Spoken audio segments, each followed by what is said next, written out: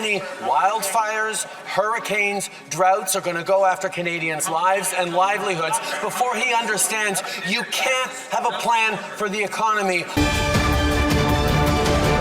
Again, we see that the Leader of the Opposition enjoys his political games, enjoys chasing after his own political interests, and has not a second to care for Canadians' interests. He's actually in a bad mood because inflation has come down for Canadians. He doesn't care about their interests. That's why we're going to continue to deliver for Canadians. We're going to continue to step up with investments that are going to support Canadians, fight climate change, and build a brighter future for everyone. The Honourable Leader of the Opposition. Mr. Speaker, after 9 years of this costly NDP carbon tax coalition, what's happened? What's up?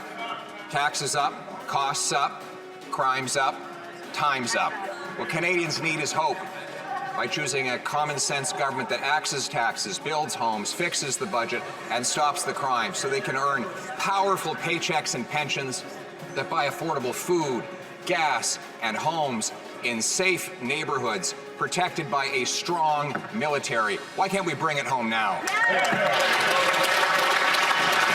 The Right Honourable Prime Minister.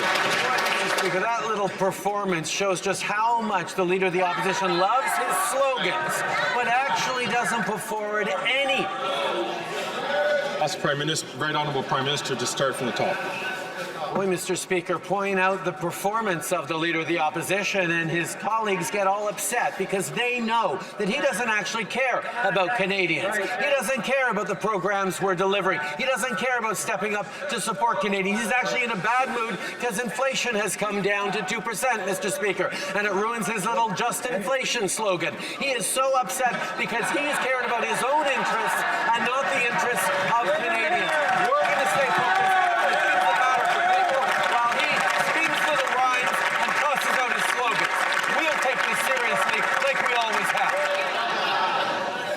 The Honourable Leader of the Opposition.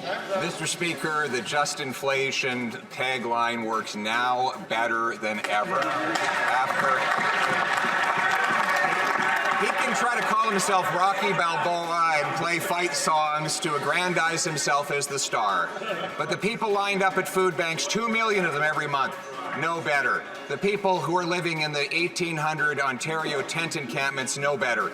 The 35 homeless encampments in Halifax, the people there know better. They know that we need to fire this costly carbon tax coalition so we can elect a common sense government that will bring it home for them. The Right Honourable Prime Minister.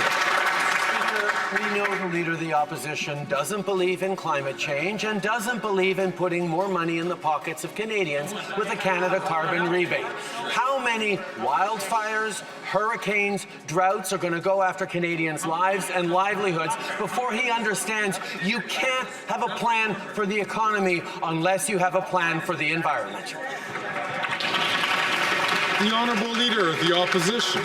He doesn't have a plan for either, as evidenced by the fact that he came completely unglued and started spitting out personal insults and crying, "Liar, liar, liar," on a radio station the other day when he learned that I had pointed to his own government report, which showed that his carbon tax will blow a $25 to $30 billion hole in our GDP.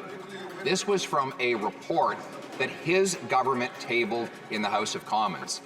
If, in fact, his government is lying about the true cost of the carbon tax to our economy, then what is the true cost? The Right Honourable Prime Minister. Mr. Speaker, the Parliamentary Budget Officer demonstrated that 8 out of 10 Canadian families do better with the Canada carbon rebate every 3 months than the cost of the price on pollution. And on top of that, Canadians know the price on pollution has brought down our emissions faster than any other G7 country at the same time as it is supporting Canadians in the middle class and working hard to join it. We're going to continue to fight climate change and invest in a strong economy for the future, while the Leader of the Opposition continues to deny climate change and cut programs and services that Canadians rely on.